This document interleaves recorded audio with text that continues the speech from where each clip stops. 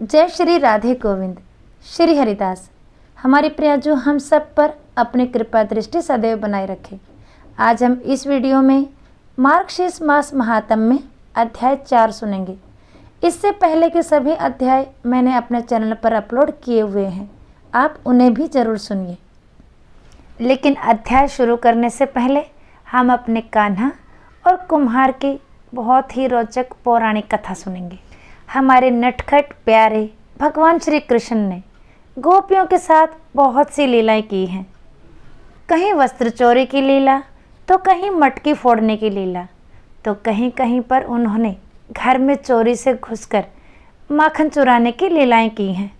जब गोपियां किसी काम से बाहर जाती तो भगवान श्री कृष्ण चोरी छिपे उनके घर में घुसकर गोपों के साथ माखन चुराते और बचा कुचा सारा माखन यहाँ वहाँ बिखेर जाते या बंदरों को खिला देते।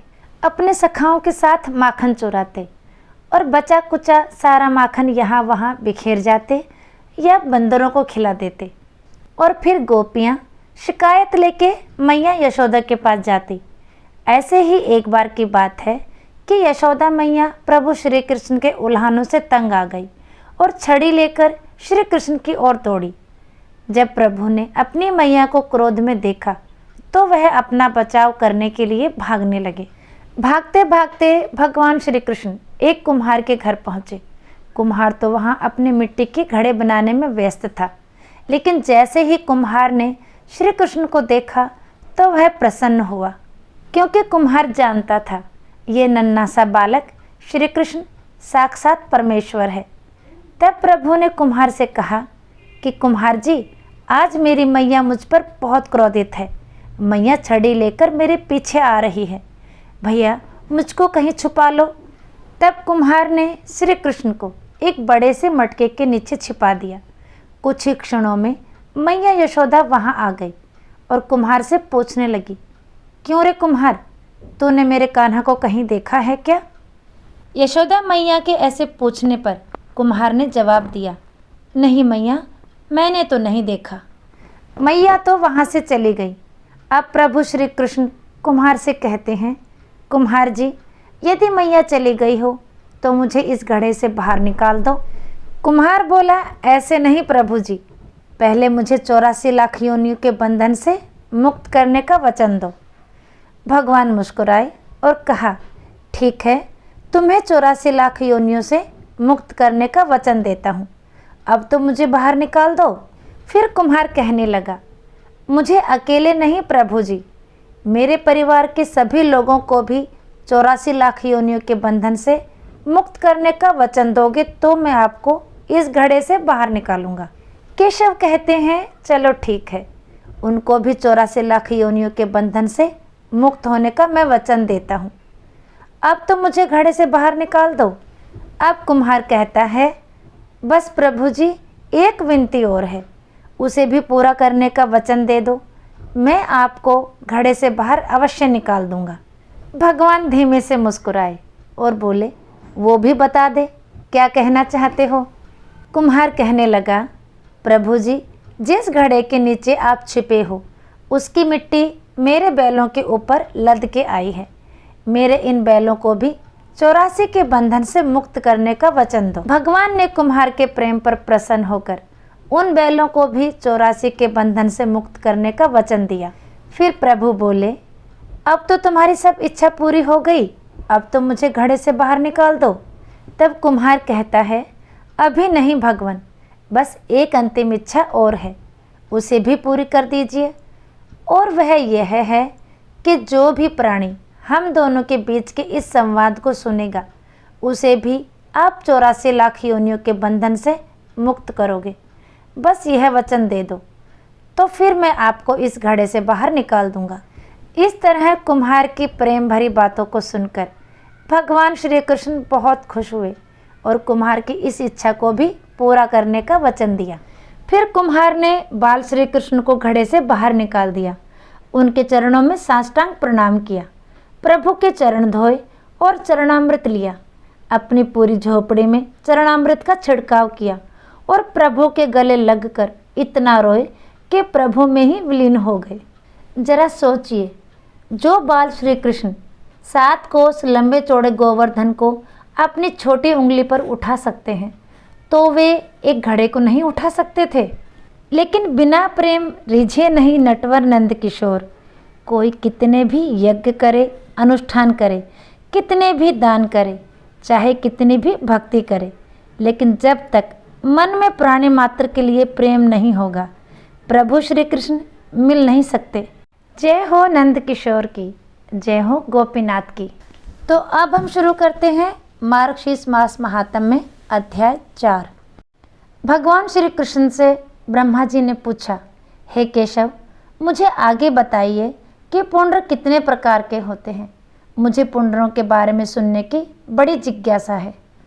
तब भगवान श्री कृष्ण ने कहा, हे पुत्र सुनो, मैं वर्णन करता हूँ। पुंड्र 3 प्रकार के बताए गए हैं। तुलसी के पौधे की जड़ से निकली मिट्टी से बना पुंड्र, गोपी चंदन अर्थात द्वारिका की पीली मिट्टी से बना पुंड्र, और हरि चंदन अर्थात पीला चंदन। इन पुंड्रों को बुद्धिमान भक्तों द्वारा ही बनाया जाना चाहिए। यदि कोई भक्त व्यक्ति श्री कृष्ण की प्रिय तुलसी के पौधे की जड़ से मिट्टी लेकर ऊर्ध्वाधर पुंड्र बनाता है, तो हरि उससे प्रसन्न होते हैं। अब मैं तुमसे गोपी चंदन का महात्म्य कहूँगा।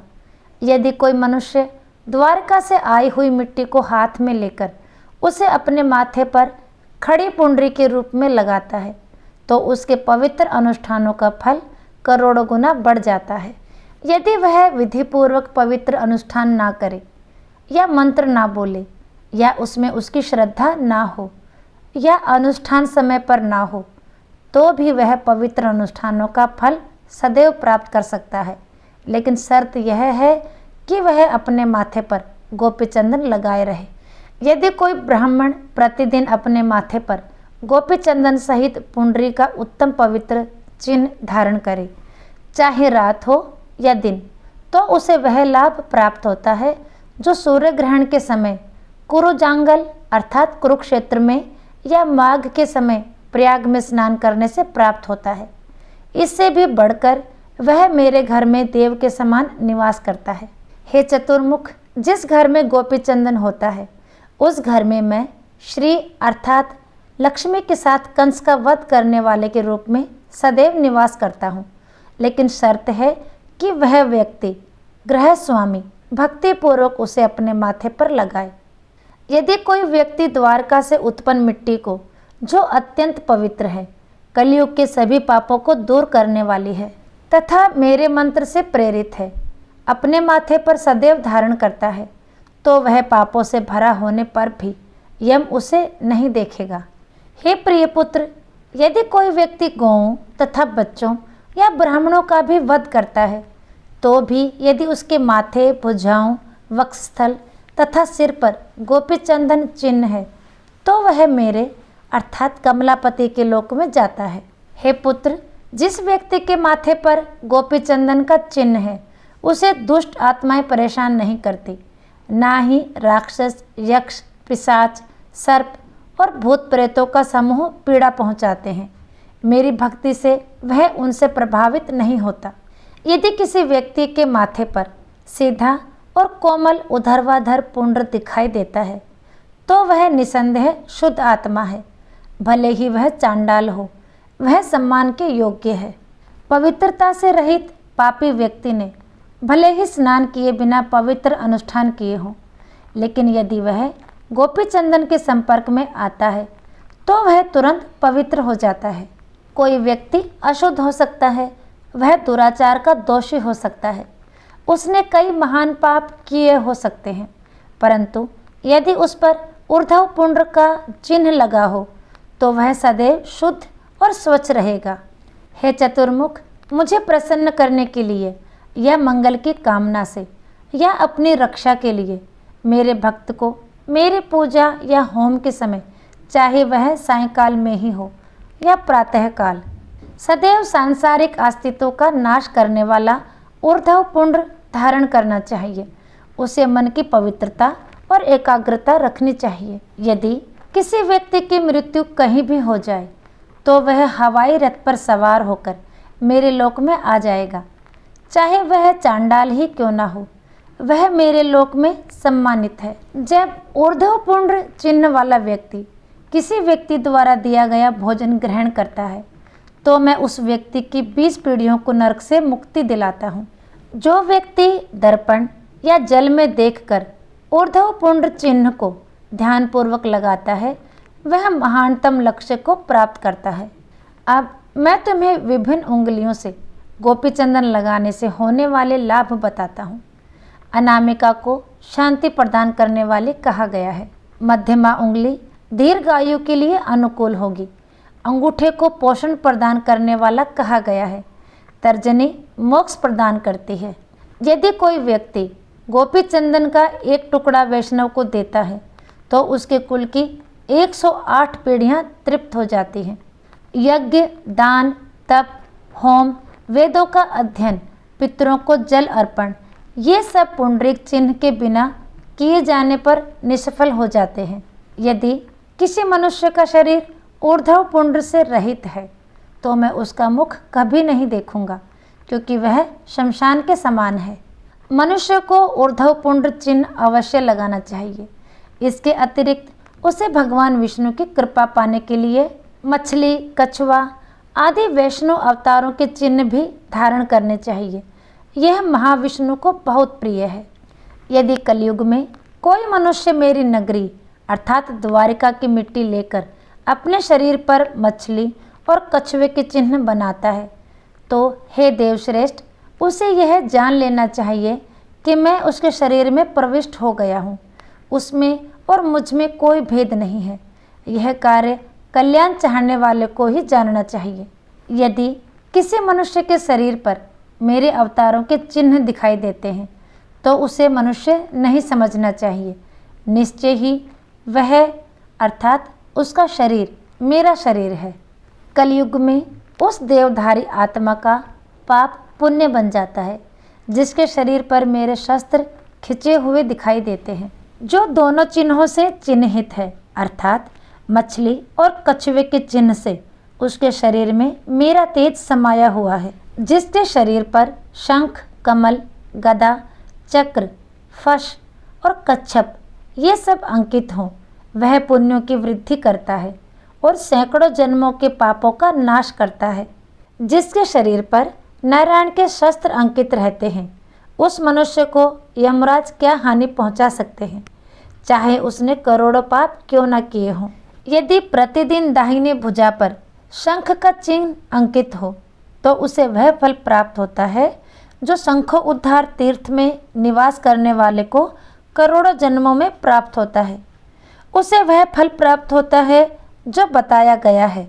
यदि शंख के ऊपर कमल का चिन्ह अंकित हो तो पुष्कर में कमल नयन भगवान के दर्शन से करोड़ों गुना फल प्राप्त होता है। कलयुग में जिस व्यक्ति की बाईं भुजा पर लोह गदा अंकित दिखाई देती है उसे गदाधर अर्थात विष्णु प्रतिदिन गया अर्थात पवित्र स्थान जाने का पुण्य प्रदान करते हैं। तो मार्गशीर्ष मास महात्म्य में अध्याय 4 यही समाप्त होता है। इसके आगे का वृतांत हम अगले अध्याय में सुनेंगे। तो फिर मिलते हैं अगले वीडियो में। तब तक के लिए सभी को प्रेम भरी राधे राधे।